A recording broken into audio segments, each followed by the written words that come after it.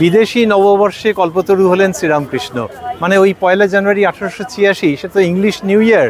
অনেকে ভাবেন যে সমস্তটা বাঙালিভাবে তো হলে হতো, যখন শ্রীরামকৃষ্ণ বাঙালি শরীর পরিগ্রহ করেছেন, তাহলে ওই বিদেশি নববর্ষ বা ইংলিশ নিউ ইয়ারে আমরা ভাবছি যে এই বিদেশির উল্টো কি, উল্টো হচ্ছে স্বদেশি।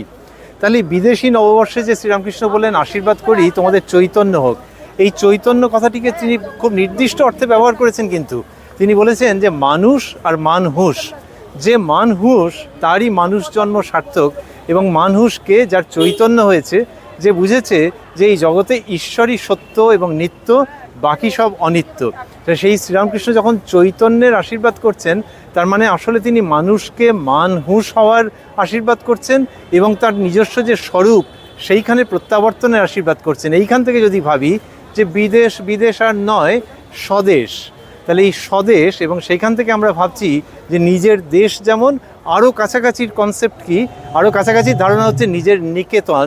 এবং আমরা যাচ্ছি শ্রীযুক্ত নরেন্দ্রনাথের কাছে, যিনি শ্রীরামকৃষ্ণের সমীপে গান গেয়েছিলেন মনো চলো নিজ নিকেতনে।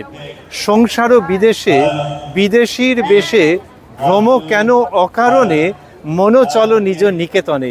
সেদিনের নরেন্দ্রনাথ আর এই কাশীপুরে 1886 1 জানুয়ারি শ্রীরামকৃষ্ণকে যদি একত্র করে ভাবি যে নিজ নিকেতনে প্রত্যাবর্তন করতে হবে, তাহলে শ্রীরামকৃষ্ণের ওই যে আশীর্বাণী, যে আশীর্বাদ করি তোমাদের চৈতন্য হোক, সেটি বিদেশি নয়, সেটি স্বদেশী, এবং আসলে সেটি নিজের দেশে নিজের নিকেতনে প্রত্যাবর্তনের মহাসঙ্গীত, মহাবাণী।